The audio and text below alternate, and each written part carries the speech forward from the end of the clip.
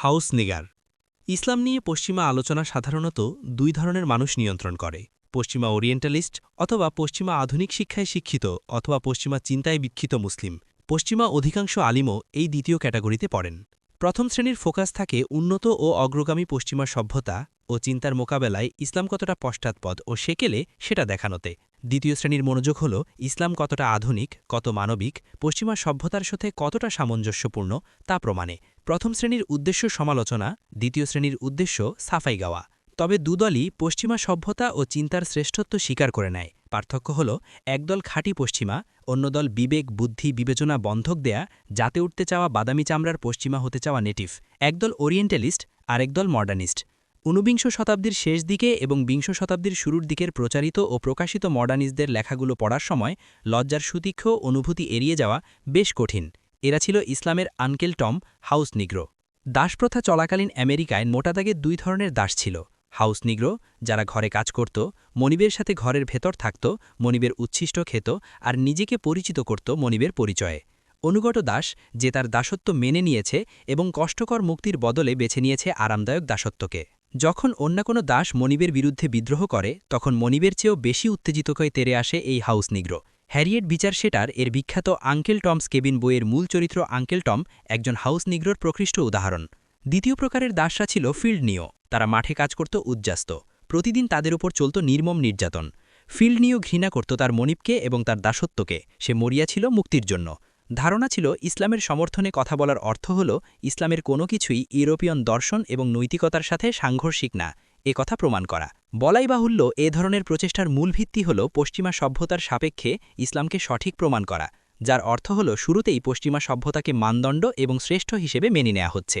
পশ্চিমা মানদণ্ডে ইসলামকে পাশ করাতে উদ্গ্রীব ইসলামের এই রক্ষকেরা ঘণ্টার পর ঘণ্টা আর দিনের পর দিন লাইব্রেরিতে কাটিয়ে দিতেন ইসলামের প্রশংসায় মহান পশ্চিমা দার্শনিকদের কোনো উদ্ধৃতির খোঁজে। কিন্তু বেশিরভাগ ক্ষেত্রেই দেখা যেত খুঁজে খুঁজে বিস্মৃতির অতলে হারিয়ে যাওয়া কোনো সাংবাদিকের লেখা থেকে নবী সাল্লাল্লাহু আলাইহি ওয়াসাল্লাম কিংবা মুসলিমদের ব্যাপারে সামান্য কিছু প্রশংসা বা ইতিবাচক কথা তারা বের করে আনেন। হৃদয়ের পূজামণ্ডপে ভক্তি ভরে অন্ধভাবে মন্ত্রমুগ্ধের মতো যে পশ্চিমা সভ্যতাকে তারা বসিয়েছিলেন, তার ব্যাপারে ইসলামের কিছু বলার থাকতে পারে। এ সভ্যতা, এর নৈতিকতা এবং এর আদর্শিক ভিত্তির ব্যাপারে ইসলামের দিক থেকে যে তীব্র সমালোচনা থাকতে পারে, মডার্নিস্টদের চিন্তাতে এ কথা কখনোই আসত না। বর্তমানে এ অবস্থার কিছুটা পরিবর্তন হয়েছে। তীব্র হীনমন্যতার জায়গায় কিছুটা হলেও জাগ্রত হয়েছে আত্মসম্মান ও আত্মমর্যাদাবোধ। কিন্তু এখনও মৌলিকভাবে পশ্চিম ইউরোপিয়ান সভ্যতাকে রেফারেন্স পয়েন্ট হিসেবে নেয়ার ব্যাপারটা রয়ে গেছে। মডার্নিস্টরা এখনও আমাদের মাঝেই আছে, তবে প্রভাব প্রতাপ ও প্রতিপত্তির দিক থেকে তাদের জায়গা দখল করে নিয়েছে মডারেটরা। সমসাময়িক এই মডারেট মুসলিম লেখক, বক্তা কিংবা ইসলাম প্রচারকদের মধ্যে ইসলামের ব্যাপারে গর্ব ও মুসলিম হিসেবে আত্মমর্যাদাবোধ দেখতে পাওয়া যায়। এই গর্ব ও মর্যাদাবোধ তাদের কথায় প্রকাশ পায় এবং পশ্চিমা অবক্ষয়ের ব্যাপারেও তাদের উচ্চকণ্ঠ হতে দেখা যায়। কিন্তু এত সব উন্নতি সত্ত্বেও পশ্চিমা চিন্তার পরাধীনতা থেকে তারা এখনও মুক্ত হতে পারেননি। শুধু বদলেছে চিন্তাগত পরাধীনতার ধরন। মডারেট ইসলামিস্ট ও সংস্কারপন্থীদের মুখে প্রায়ই নাহদা, পুনর্জাগরণ কিংবা ইসলামী রেনেসা জাতীয় কথাগুলো আপনি শুনবেন। খোলাখুলিভাবেই চিন্তাপরাধ তারা ইউরোপিয়ান রেনেসার আদলে ইসলামী রেনেসার কথা বলেন। প্রত্যক্ষ কিংবা পরোক্ষভাবে মডেল হিসেবে গ্রহণ করেন ইউরোপিয়ান রেনেসাকে।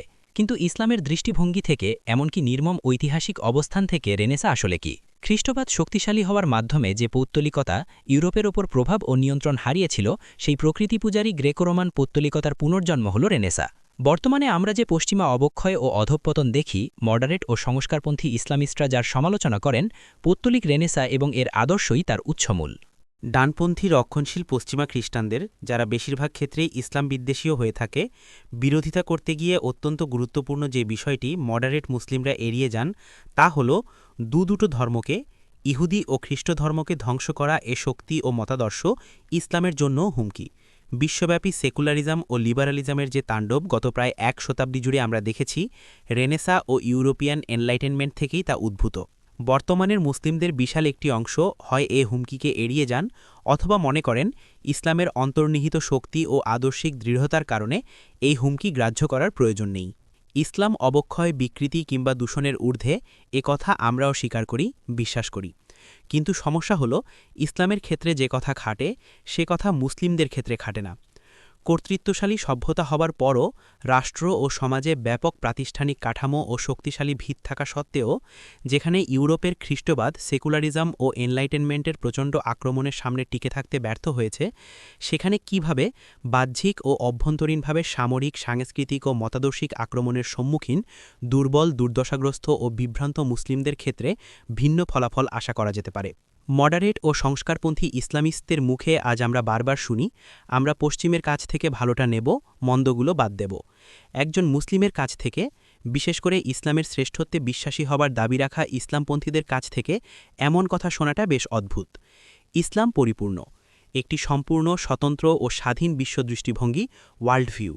পৌতলিকতা একটি সর্বব্যাপী বিশ্বদৃষ্টিভঙ্গি হিসাবে, নিছক ধর্মীয় বিশ্বাস হিসেবে না। ইসলাম একটি গেস্টাল্ট, এমন এক পরস্পর সংযুক্ত সম্পূর্ণতা যা থেকে কোনো একটি অংশকে বিচ্ছিন্ন করে স্বতন্ত্রভাবে গ্রহণ বা বর্জনের সুযোগ নেই। বাস্তবতা হল, প্রতিটি শক্তিশালী সংস্কৃতি ও সভ্যতার মধ্যে এই বৈশিষ্ট্য উপস্থিত থাকে কোনো না কোনো মাত্রায়। এমনকি দূর থেকে দেখে যা আমাদের কাছে ক্রমপরিবর্তনশীল, আকার, রং আর অবয়ব পাল্টাতে থাকা বায়োস্কোপের ছবির মতো মনে হয়, সেই পশ্চিমা সভ্যতার দার্শনিক ভিত্তি আর দৈনন্দিন প্রয়োগের মধ্যেও আছে সরাসরি সম্পর্ক, আছে কার্যকারণ সম্পর্কের সূক্ষ্ম বুনন। সভ্যতার যে কোনো অংশ তার পুরোটার সাথে সংযুক্ত। এক সুতো টানলে দেখতে পাবেন অসংখ্য অদৃশ্য আঁশ আর সংযুক্তির জালের মাধ্যমে বাকি অংশের সাথে তা যুক্ত। ভালো মনে করে যে অংশটুকু আপনি আলাদা করে বাড়ি নিয়ে যাচ্ছেন, তা আপনার ঘরে টুকরো টুকরো করে, খণ্ডে খণ্ডে, ধাপে ধাপে নিয়ে আসছে তার সম্পূর্ণ কাঠামো। আলোর সাথেই আসে ছায়ার আধার, আর প্রতিটি ভালোর সাথে আসে তার সাথে সংযুক্ত অথবা তার প্রতিক্রিয়াস্বরূপ জন্ম নেয়া প্রতিটি মন্দ। আগুনের আলো নিলে তার জ্বালাও নিতে হয়। কিন্তু মডারেট ও সংস্কারপন্থীরা এ বাস্তবতাকে ভুলে থাকতে চান। মিষ্টি মিষ্টি কথার সাউন্ড বাইটে তারা আমাদের বোঝাতে চান, পশ্চিমের কাছ থেকে আরও বেশি বেশি করে গ্রহণ না করাই, আরও সক্রিয়ভাবে পশ্চিমের অনুকরণ না করাই যেন আমাদের দুর্দশার কারণ। পরাধীনতা সম্ভবত অনিচ্ছায় ও অজান্তেই তাদের চিন্তার জগৎকে আচ্ছন্ন করেছে। হৃদয়ে শক্ত শেকড় গেড়ে বসা হীনমন্যতার অনুভূতিকে আজ লুকিয়ে ফেলার চেষ্টা করা হয় শব্দ, শব্দাবলী ও বাক্যের কারুকাজের আড়ালে। কিন্তু তবু শেষ রক্ষা হয় না। পশ্চিমা সভ্যতার প্রথা, প্রবণতা ও প্রভাবের প্রতি মানসিক পরাধীনতার ছাপ প্রকটভাবে ফুটে ওঠে তাদের কথায়। নানা আরবি শব্দ আর পরিভাষার আড়ালে ইসলামীকরণ হয় পশ্চিমা ধ্যানধারণা ও চিন্তার। ওহির ভিত্তিতে গড়ে ওঠা ইসলামী চিন্তা ও আধ্যাত্মিকতা থেকে বিচ্ছিন্ন এ ইসলাম পরিণত হয় কিছু আবেগ, অনুভূতি আর বাস্তবতাহীন বুলির পোশাকি উপস্থাপনে। নূহ আলাইহিসসালামের সময় থেকে শুরু করে মুহাম্মদ সাল্লাল্লাহু আলাইহি ওয়াসাল্লাম পর্যন্ত যুগে যুগে নবী রাসূলগণ ক্ষমতাসীন সভ্যতা সংস্কৃতির সরাসরি বিরোধিতা করেছেন। প্রবল প্রতিকূলতার মাঝেও আপসহীনভাবে নিজেদের অবস্থান ধরে রেখেছিলেন তারা। বিদ্যমান সভ্যতা সংস্কৃতির কাঠামোর বাইরে গড়ে তুলেছিলেন একটি স্বতন্ত্র পরিচয় ও দৃষ্টিভঙ্গি, এবং আদর্শিক আঘাত হেনেছিলেন প্রতিপক্ষের বিরুদ্ধে। কিন্তু আজ ইসলামের অনেক প্রচারক এবং অনেক ইসলামপন্থী ইসলামের বিজয় দেখছেন পশ্চিমা সভ্যতার অনুকরণে। ইসলামের আদর্শিক বিশুদ্ধতার বদলে তারা উম্মান বিজয় খুঁজে পাচ্ছেন সেকুলারিজম, গণতন্ত্র ও লিবারালিজমের মতো ইসলামের সাথে সাংঘর্ষিক জীবন দর্শনের ইসলামীকরণে।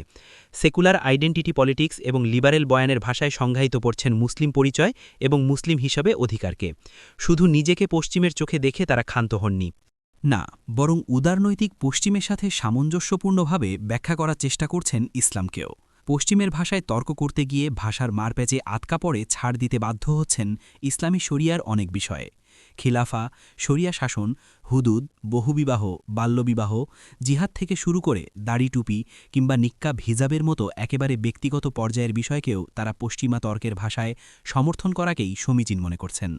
ফলে পাওয়া যাচ্ছে ইসলাম আর কুফরের অদ্ভুত এক মিশেল, যেখানে শরিয়া হলো কাফিরের সাথে গলাগলি করা আর কুফরকে মেনে নেয়া। নামাজ হলো খুব ভালো এক্সারসাইজ, রমাদানের সিয়াম পালন হলো বছরে একবার নিজের ডায়েট ঠিক করে নেয়া আর পরিপাকতন্ত্র ঝালিয়ে নেয়ার সুবর্ণ সুযোগ। এই ইসলামে হিজাব হলো চয়েস, ইসলামে নারী অধিকার হলো ইতিহাসের প্রথম ফেমিনিজম, জিহাদ হলো সকালে সময় মতো উঠে অফিসে যাওয়া, আল ওয়ালাওয়াল বারা হলো ইসলামের বিরুদ্ধে সর্বাত্মকভাবে যুদ্ধে লিপ্ত রাষ্ট্রকে নিয়মিত ট্যাক্স দেয়া আর সে রাষ্ট্রের প্রতি নিজেদের গদগদে দেশপ্রেম প্রকাশ করা। আর সবার উপরে এই ইসলামের মানে আত্মসমর্পণ না, এই ইসলামের মানে শান্তি। গত শতাব্দীর মডার্নিস্টদের মানসিক দাসত্ব ও হীনমন্যতা তাদের বাধ্য করেছিল পশ্চিমের চোখে ইসলামকে সভ্য প্রমাণে ব্যতিব্যস্ত হয়ে ইসলামের ওইসব বিধিবিধানকে অস্বীকার করতে, যেগুলো পশ্চিমা সভ্যতার সাথে খাপ খায় না।